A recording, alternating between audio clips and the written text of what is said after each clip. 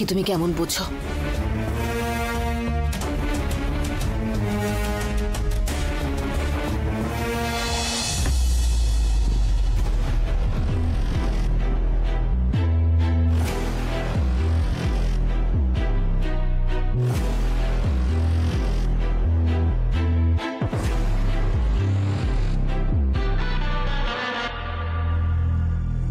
ও ভাই, আমার ভৈরবকে দেখেছো?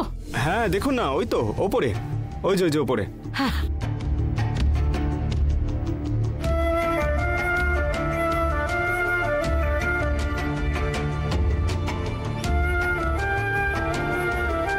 ভৈরব, ভৈরব,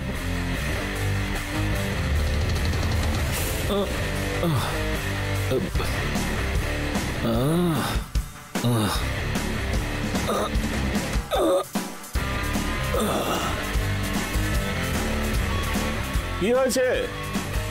এখানে আয়। আরে দাঁড়াও, আসছি।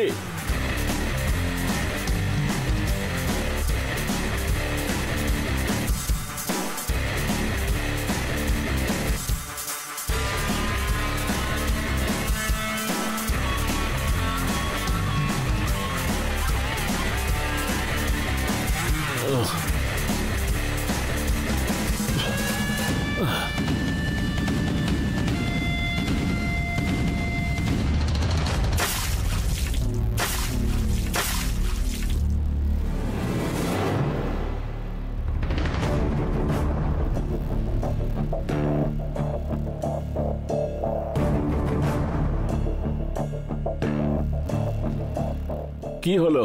আমার ডাকছো কেন? কেন রে, কেন এরকম হয়ে গেছিস বাবা?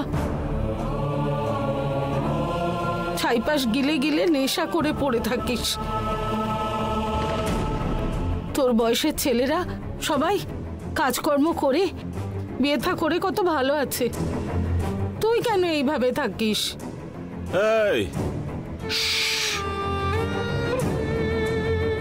পুরনো মিক্সির মতন আওয়াজ করবে না, আমার ইরিটেশন হচ্ছে। বোতল খালি হয়ে গেছে, আরো 2টো বোতল খেয়ে আসছি, তুমি যাও। এই দাঁড়া তো,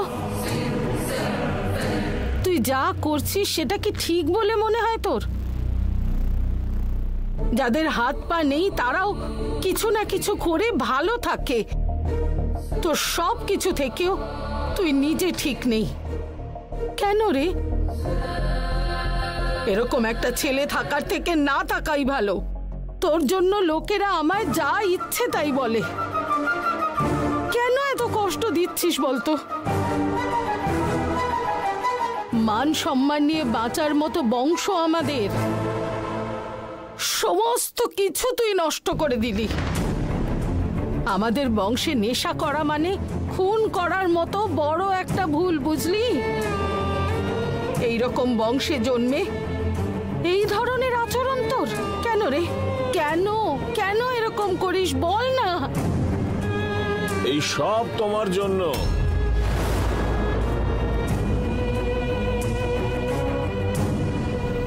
এই সবের কারণ হলো তুমি। আমি আবার কি করেছি? কি করেছো? আমার বাবাকে সেটা কখনো বলেছো আমাকে?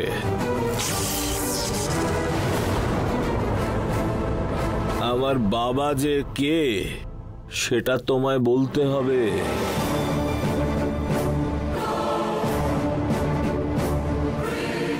তোমার মনে পড়ে যে কখনো আমার বাবার নাম তুমি আমায় বলেছো? সে বেঁচে আছে না মরে গেছে সেটা কি তুমি জানো? ছোটবেলায় যখন আমি স্কুলে যেতাম, বাবার নাম জানি না বলে অন্য ছেলেরা আমাকে নিয়ে খিল্লি করত। তখন সহ্য হতো না বলে সবাইকে ধরে মারতাম।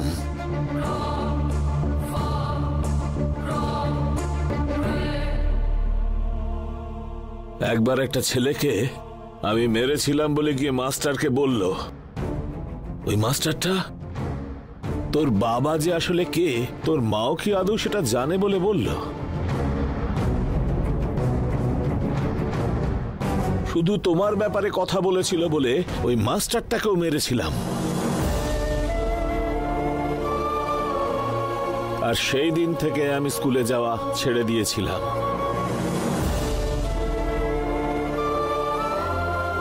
তোর বাবাকে বারবার যে প্রশ্নটা আমার কানে ঢুকেছিল সেটা আজ অব্দি ভুলিনি। সেই জন্যই তো বদলে গেলাম। বাবার পরিচয় নাকি আমার জিজ্ঞেস করতে নেই, লোকেদের আমাকে দেখে ভয় পাওয়া উচিত। বাবা কে বলে জিজ্ঞেস করতেই নেই। বুঝে গেছো তুমি?